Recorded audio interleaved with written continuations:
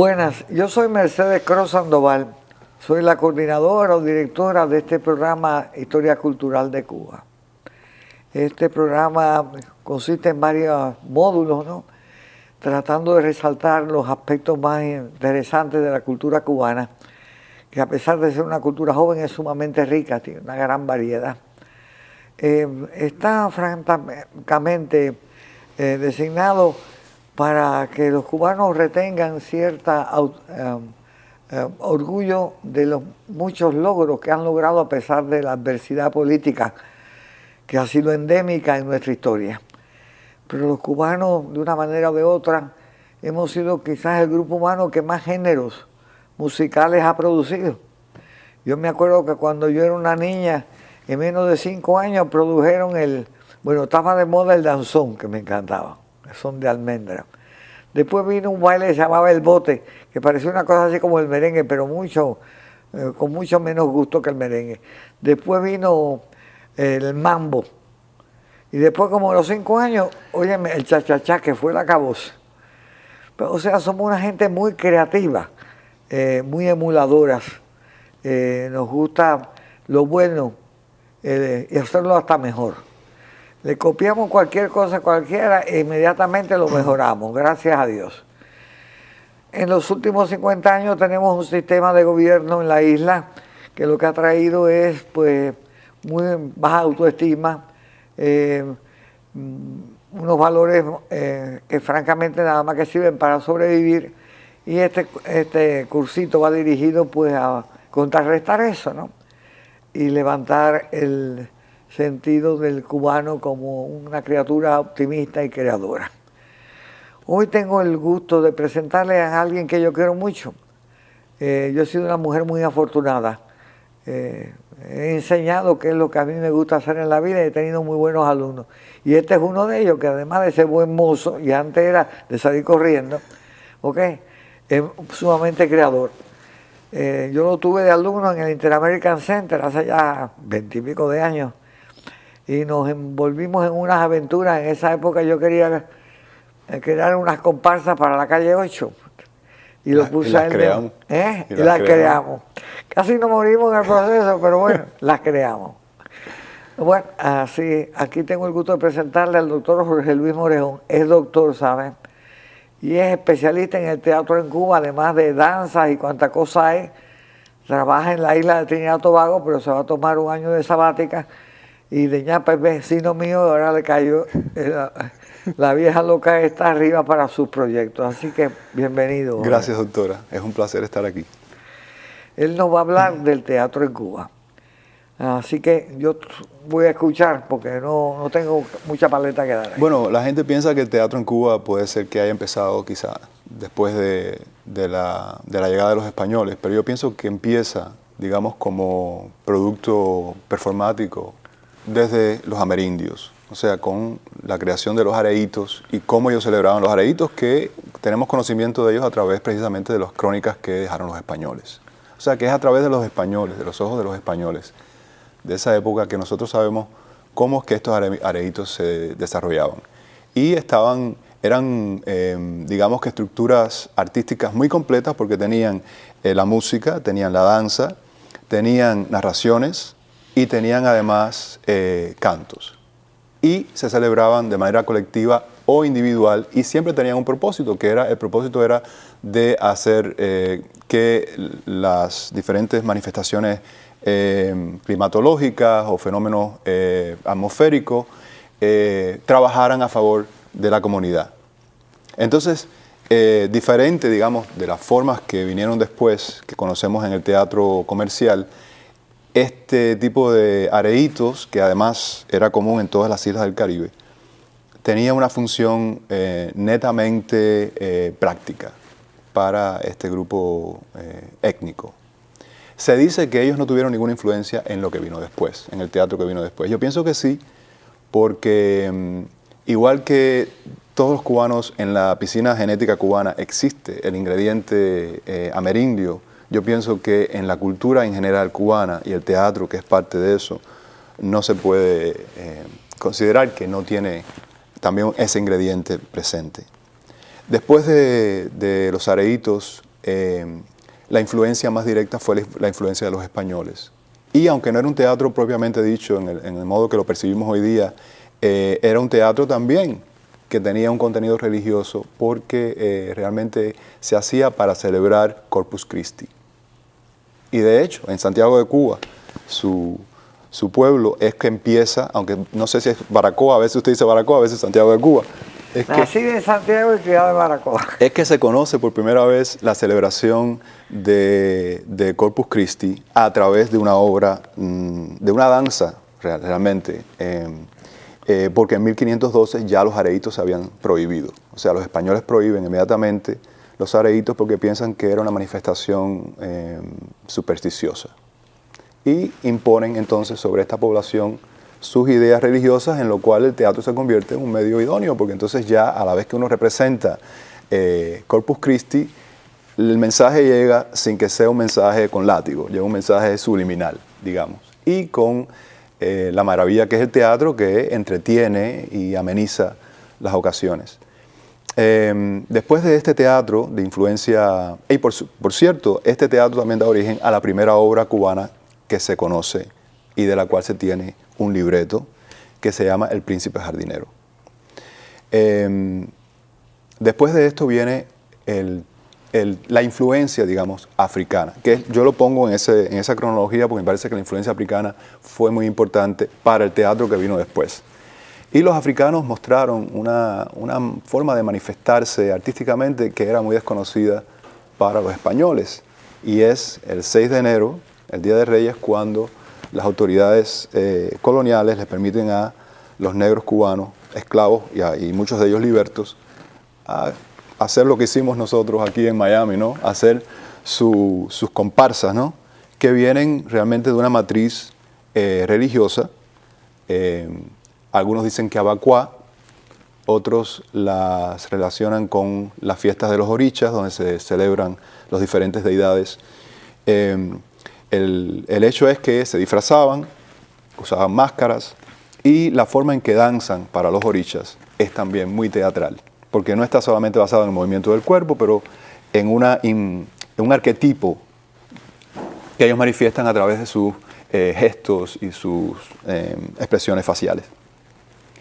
Después viene el teatro bufo, y yo pienso que es en el teatro bufo donde realmente empiezan a confluir todas estas tendencias, porque en el teatro bufo se representan todas las etnias cubanas. Está el gallego, está la mulata y está el negrito. Y es un teatro también que tiene un fuerte contenido social, muy crítico, y donde empieza también la cuestión del choteo. O sea, eso que estaba hablando usted anteriormente con Fariñas, de que el cubano se burla de sí mismo. Entonces se ve en las tablas reflejada su identidad, pero una identidad que está en prueba de juicio una vez que los personajes comienzan a chotearse los unos a los otros. Y el teatro bufo fue muy importante porque durante la Guerra de Independencia, cuando los cubanos tienen que exiliarse, nuestro exilio no es después del 59, empezó hace mucho tiempo. Y también esta cuestión de la nación cubana de ambas orillas, ¿no? Cuando los cubanos comienzan a producir tabaco en Tampa y Cayo Hueso, el teatro bufo se traslada entonces a Tampa, y como usted sabe, en la cuestión de la producción de tabaco existían las tabaquerías y la lectura de las tabaquerías.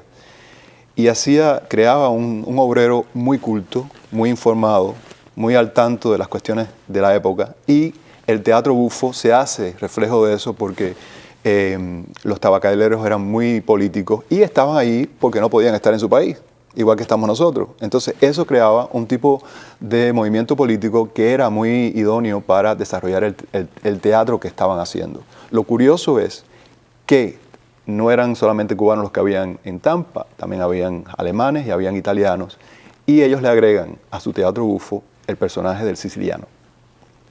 O sea que si queremos utilizar el teatro como un marco filosófico o un marco histórico en el cual podemos reunir las dos orillas, una vez más, en aquella época el teatro lo hizo porque mantuvo esa tradición más allá de las fronteras cubanas. Después del teatro bufo viene y que además hoy día es politically incorrect, porque el teatro bufo, sí, el negrito no era un negrito, era un blanco que se pintaba de negro, lo cual hoy día no es políticamente correcto.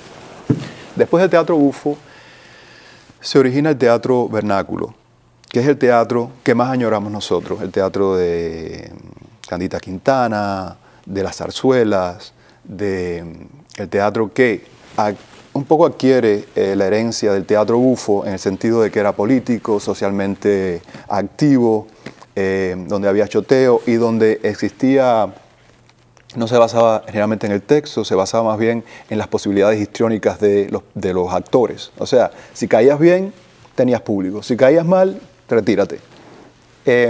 Ellos llegan al teatro vernáculo y entonces le agregan un desarrollo más escénico. Habían grandes escenografías, había más vestuario, había buena música, había toda una indumentaria alrededor de lo que ocurría en escena que lo hacía mucho más atractivo. Y ese es el teatro que nosotros conocemos como el teatro cubano. Sin embargo, en 1936, cuando se quema el Teatro Alhambra, que era prácticamente la sede de todo esto, culmina, digamos que la etapa histórica de lo que es el teatro vernáculo. Y entonces comienza la fase de lo que se puede llamar el teatro moderno. Y comienzan en Cuba a introducirse tendencias o influencias del teatro europeo. Un teatro mucho más basado en el texto, más elaborado en la cuestión que es de la proyección de los personajes, donde el actor no era más importante que el personaje. O sea, no era el actor que llega a escena y tiene carisma o tiene ángel y gusta, no importa lo que haga, sino era un actor que tenía que entrenarse. Y entonces empiezan las escuelas de teatro, empiezan los grupos de teatro, empiezan a purular todos estos grupos de teatro. Uno de ellos, por ejemplo, fue Prometeo. Entonces podemos hacer de nuevo una conexión con el exilio, porque Prometeo comenzó aquí en los 70 por Teresa María Roja y continuó la tradición que había Morín iniciado en La Habana con un teatro de vanguardia, un teatro que estaba interesado en proyectar este tipo de obras que eran más psicológicas, más metidas en la psicología de los personajes. Pero a medida que esto fue desarrollándose, también estas obras, ya cuando la influencia europea, que además vino directamente de Europa, porque el teatro universitario en La Habana comienza con Ludwig Zwiefka, que era un austríaco judío que salió huyendo de Europa por la guerra, deja ya plantada la simiente de lo que serían los futuros teatreros que impulsarían lo que era un teatro mucho más cubano, mucho más nacionalista. Entonces así que empiezan, por ejemplo, Virgilio Piñera escribe sus primeras obras a finales de los 50. Y yo sé que el periodo que estamos enfatizando hoy es desde el inicio, digamos, de lo que conocemos como la Cuba de hoy hasta el 1959. Entonces, eso a grandes rasgos ha sido el periplo de explicar de inicio a fin. Entonces, para mí el periodo, por ejemplo, más importante es precisamente el periodo, porque es el periodo con el que yo estoy familiarizado, es el periodo del teatro moderno, lo que llamamos el teatro moderno cubano, que es también el teatro que tiene una trascendencia en el exilio. Por ejemplo, Virgilio Piñera se convierte en una figura emblemática en el exilio precisamente porque sus obras, a pesar de que muchas de ellas han sido escritas antes del 59, dan la posibilidad de hacer una segunda lectura. Y en esa lectura entonces el exiliado logra impregnar la trama con mensajes que tienen que ver con la situación actual de desarraigo, de exilio, de separación de la tierra. Por otra parte, me interesa mucho también la celebración de los areitos porque hay un antropólogo inglés que se llama Victor Turner, que habla de la posibilidad de restaurar eventos performáticos desde el punto de vista subjuntivo. Quiere decir, como pudo haber sido y no necesariamente cómo fue. Y como realmente no sabemos cómo fue el areíto, tenemos simplemente las crónicas de los españoles que explican cómo se desarrollaban. Le da al que se enfrasque en esa tarea de restaurar estas prácticas performáticas religiosas de también crear. Entonces, hay un libro de el coreógrafo Ramiro Guerra que se llama Calibán Danzante, en el cual él pone de manifiesto casi de manera muy detallada todos los pasos que bailaban los amerindios, con todas las figuras colectivas de serpentinas, de círculos, de diagonales. Y siempre he pensado que sería muy interesante llevarlo a cabo si uno tuviera la posibilidad, digamos, de visitar Cuba, lo cual para mí no es una opción, por decisión propia, y entonces hacer esa investigación, digamos, en los lugares en Oriente donde todavía se dice que existen comunidades indígenas que han sobrevivido, digamos, que los siglos de diseminación. Hay una, en Caridad de los Indios, no sé si la conoce, hay una comunidad que se dice todavía mantiene sus raíces indígenas, y sería muy interesante poder llegar ahí y hacer una restauración de estas prácticas performáticas. Yo francamente no pongo en duda eso. Mi padre era el médico, ¿cómo se llama? El director general del Hospital de Baracoa. Te estoy hablando de los años 30 y 40. Y él estaba interesado en la arqueología. Tenían la colección indígena taína mejor de Cuba, la segunda mejor de Cuba. Él viajaba por todo el campo de Baracoa para vacunar a la gente, una yegua que tenía, y tenía mucho conocimiento de la arqueología baracuense. En un lugar que se llama Limones, en Baracoa, me acuerdo que encontró lo que él consideraba que eran los restos de un lugar donde se jugaba la pelota, como los mayas, sí, un terraplén. Sí. Él me decía que en Limones había mucha gente con rasgos indígenas, y era verdad. Y si tú te fijabas en el campesino baracuense, y a veces en parte de Puerto Rico igual, tú veías que eran de un color más bien como aplatanado, así, verde, no eran mulatos ni blancos, era de otro color, pero no sé que haya habido supervivencia de ninguna tradición cultural como los areitos. Y yo creo que si hubiera habido, él lo hubiera sabido, porque se pasó 30 años en eso, Baracoa. Eso no ha sobrevivido ni siquiera en Santo Domingo. Por supuesto, la presencia negra en Santo Domingo es tan fuerte que ha absorbido a muchos de los indígenas. Yo creo, de verdad, que en Cuba los genes de los indoamericanos están ahí. Porque por más de 200 años yo creo que la mayor parte de las indias que no murieron de epidemia, que fue de lo que murieron los indios en realidad, o de malos abusos, eran las hembras que mantuvieron cierta estabilidad de la población. Pero se ha hecho un estudio ahora en Puerto Rico, donde se encuentra que en muchas comunidades, sobre todo rurales, hay un gran número de ¿cómo se llama? En el DN que se ve que son indígenas. Pero supervivencias culturales como una mitología. Pintor Portocarrero una vez pintó unos cuantos mitos indígenas, pero eso francamente yo no me acuerdo de que ojalá haya, pero también hay mucha gente que inventa. Sí, sí, bueno, hay una danza que se llama danza del cordón, la cual yo no he visto, solamente tengo referencias de ella a través de la literatura, que se dice proviene precisamente del areíto, de la estructura del areíto. Sí. Pero lo que sé es, por ejemplo, que en Puerto Rico se han tratado de restaurar esta idea de la villa taína y de la tribu taína, y se reúnen y hacen una especie de pseudo areíto a la manera puertorriqueña, que ha generado muchas críticas y que está visible, si lo buscamos en YouTube, puede ver una variedad desde New York, sí, los nuyoricanos haciendo areítos en New York, hasta Puerto Rico. Pero estoy de acuerdo con usted que no es basado en nada verídico, es más bien como lo que decía, una cosa... un deseo de reconstruir algo que no pasó. Teniendo en cuenta que la población indígena en Puerto Rico sí era numerosa y en Santo Domingo, porque a Cuba llegan tarde, Sí, y sí, más que nada en el área de Oriente, los taínos. sí.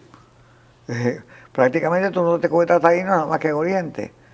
Yo no sé. Que es donde están estas comunidades, Sí. sobre todo esta comunidad que se llama Caridad de Indias, que ha sido reconocida por el Instituto del Indio Americano, que es parte del Museo Smithsoniano, y le han inclusive entregado al jefe de la tribu o de la comunidad los restos que tenían ellos, que pertenecían a excavadores que fueron allí y excavaron restos que se suponía eran de indígenas cubanos.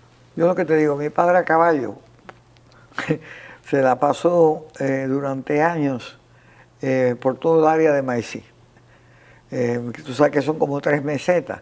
Y de verdad que conocía arqueología.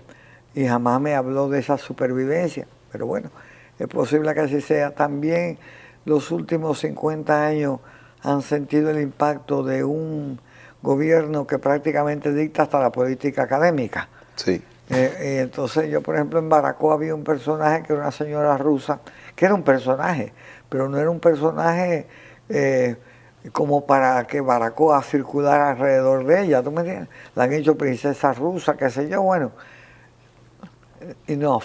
Bueno, algo parecido ocurre con este jefe, digamos, de la tribu, porque han ido a visitarlo gente de República Dominicana, gente, o sea, se ha convertido también en una personalidad que además es un poco que hace eco a la política del gobierno, porque en el medio de su primitivismo este hombre habla de la revolución y alaba, ¿no?, las Todo políticas. eso está junto.